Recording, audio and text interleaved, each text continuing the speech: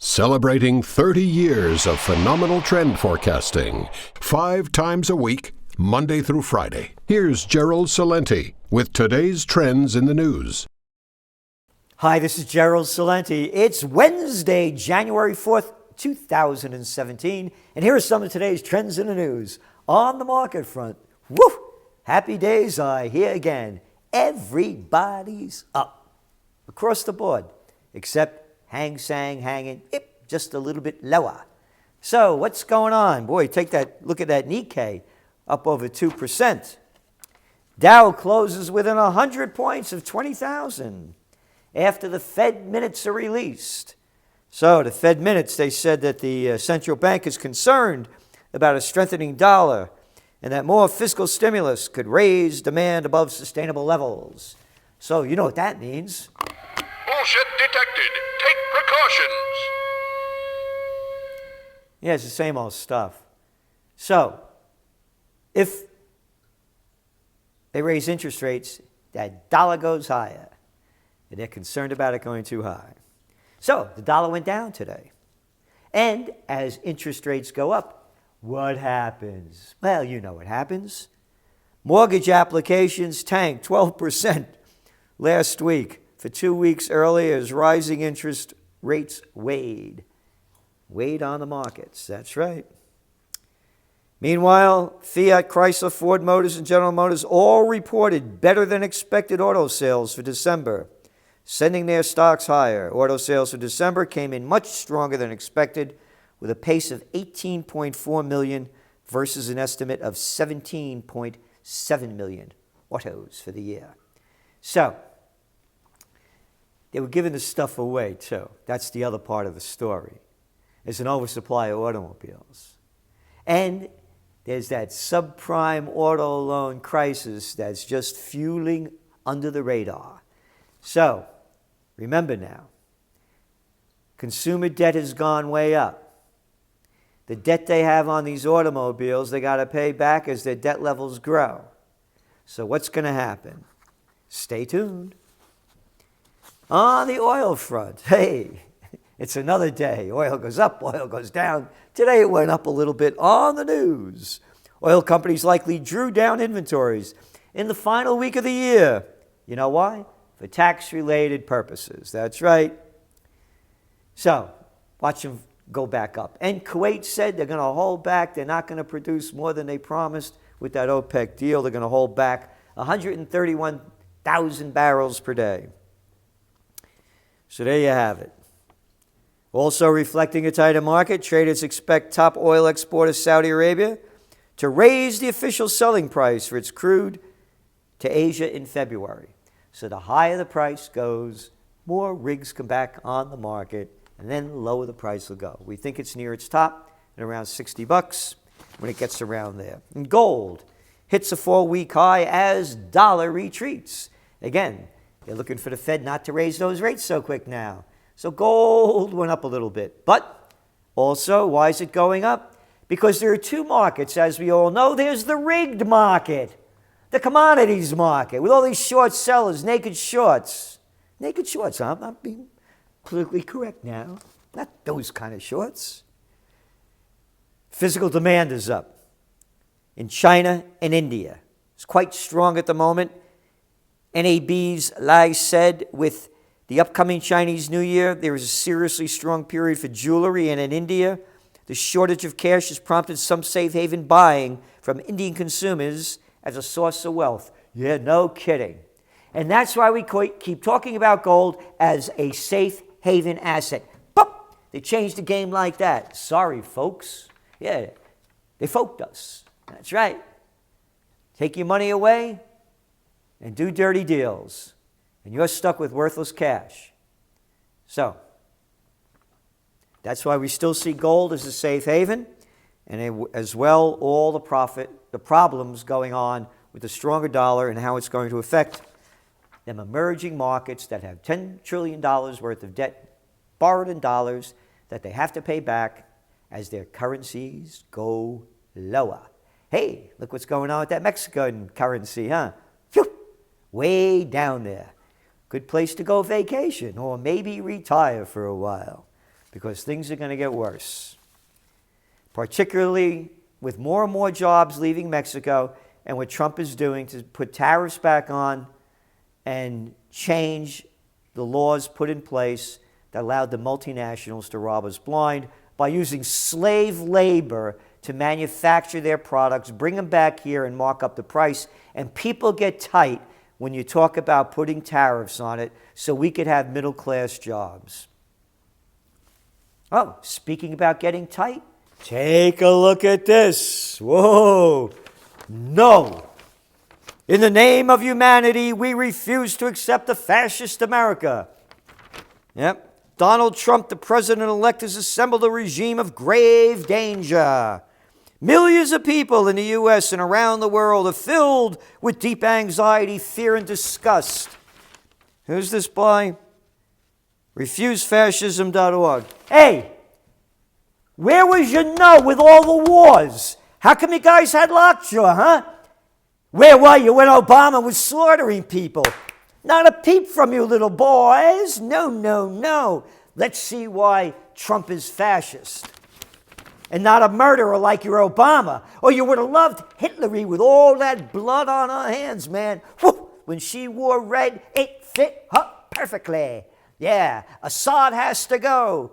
And what did she say when she saw that they killed Muammar Gaddafi? We came, we saw, he died. Hee. Yeah, you like that, don't you?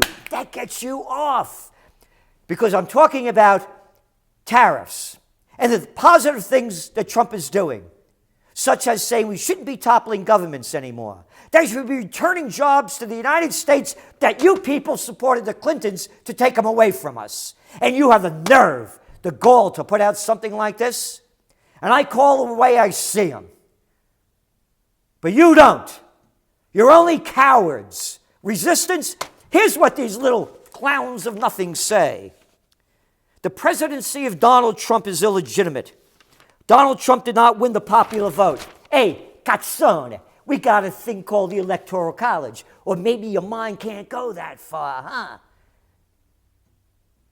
Which I'm all in favor of, because it gives a representation rather than the East Coast and the West, where all you liberal progressives who let them take you to war, murder people, and increase the defense budget and lie your way into office like Obama live. Like right up here in Woodstock, where you see all those Woodstockians with that quiche-eating grin and balsamic smile. How they love their murderers, if they're their murderers. The other guys are bad guys. Yep. He won the Electoral College, an institution set up in 1787 to protect slavery. Okay, that's your take on it, right? 1787, huh? When was the Constitution? That was a long time ago, too. But let's rip that up because you say so, and we could just find some little details in it. This is disgusting. Anyway, moving on to show you how they refuse to accentuate the positive, because Ford scraps plans for Mexico plant to put assembly line in Michigan. Oh, you don't like that, do you, huh? And I don't want any more immigrants coming into America. Hey, you guys in this thing over here with all your names, open your doors of your house. Let them in. Feed them. Take care of them. Put them in your bedrooms. We have a lot of unemployed people here. We have the lowest labor force participation rate in the United States since the 1970s. When there was a Great Depression, you people that can't look so far, or only want to look as far as you can, they didn't let people come in from anywhere. Until we get America back on its feet, close the borders, or open the doors to your house and put your money where your mouth is. The whole list of you folks is right over there in that story. So, manufacturing finishes 2016 with the best growth in 2 years. Yep, but then when you look at the numbers, The industrial side of the economy remains weak. Federal Reserve data showed manufacturing output rose a meager 0.1%. Growth has been more robust in service industries, which account for the bulk of U.S. employment, and they pay nothing. They pay nothing hardly in the service industries because you people put in your low-life, slimy Clintons. You like them? Oh, all you organic folks who wrote that? You love them GMOs, don't you, that Bill Clinton gave you, huh? Maybe you like that bovine growth hormones. No, I know what you like. You like that Bill Clinton deregulated the Federal Communications Act of 1996, so 6 corporations run the whole show. Those little crybabies putting out fake news. Yeah, those folks. Those are the ones you like. You like your murderers and thieves if they fit your lies and your lack of courage. Because we got some more news here, folks. This will really upset you. This will really upset you. Consumer confidence soared in December to its highest level since August 2001, according to the Conference Board, on the election of Donald Trump, because people see a more positive economic future. But you don't like the people he brings in. You call them fascists. I call you lowlifes. Little people who had lockjaw under Obama's murderous regime of 8 years of war. 8 years of murdering people. Or, quote, I'm really good at killing people. In the book Double Down, for all of those of you that can read past the lies that you want to see. Trade hawk nomination points to more confrontational stance. Donald Trump has chosen a longtime advocate of greater protectionism as U.S. trade representative, and another signal that his administration is poised to take the aggressive trade policies he advocated during the campaign. I'm fully committed to President Trump's mission to level the playing field for American workers and forge better trade policies, Mr. Lighthizer said. Lighthizer's nomination drew a lukewarm response from at least one senior member of the party. I look forward to a vigorous discussion of Bob's trade philosophy and priorities, said Orrin Hatch, and it won't make a difference. Bob Lighthizer understands the harmful impact of unfairly traded imports on U.S. workers and business, said Sandy Levin, a Michigan Democrat who has long called for the U.S. to implement tougher trade rules. Ah, yes. When a Democrat does it, it's okay, isn't it? But I guess this is the kind of fascist that you people are talking about. You like when our jobs are stolen for us because you probably all got these, easy, cushy jobs, Yeah, you probably got a lot of dough under your hands and in your pockets. And you're the people that like fake news because you're the folks that love the Washington Post.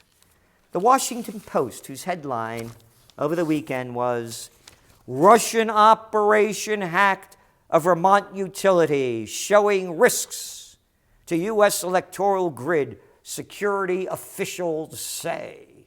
Headline story.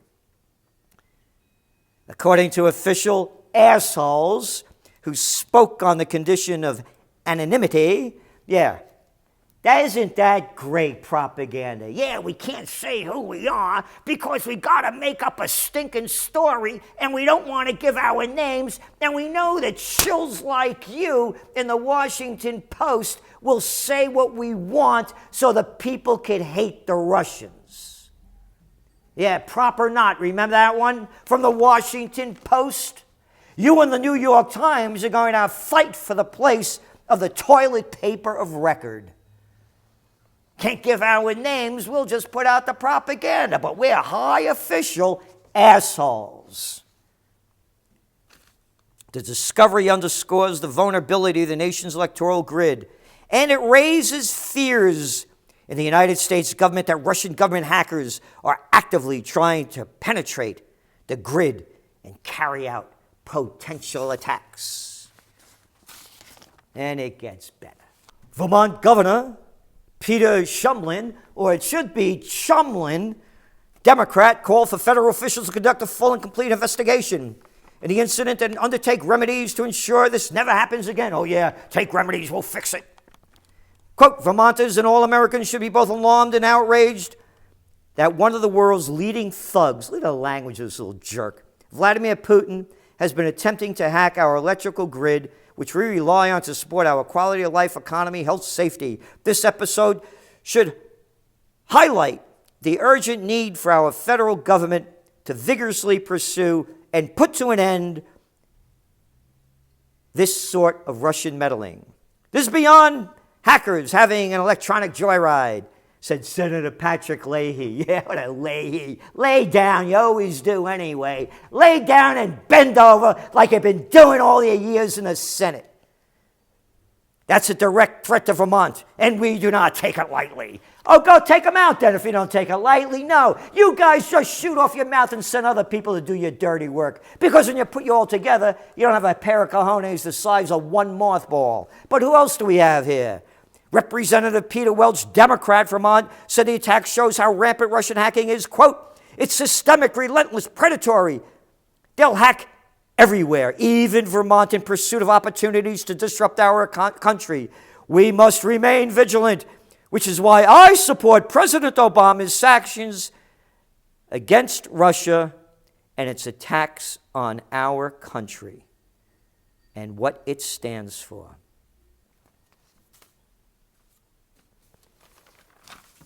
Washington Post admits Russia didn't hack U.S. electoral grid. Russian government hackers do not appear to have targeted Vermont utility, say the people close to the investigation.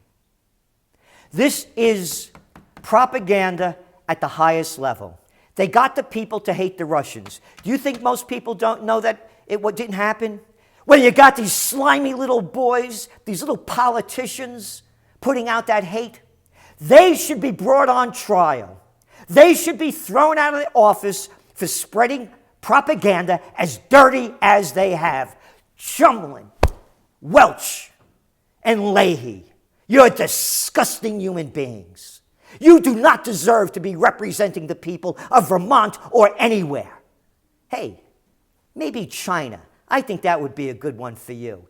Wouldn't you guys go to the George Goebbels School of Journalism? You little flunkies of nothing.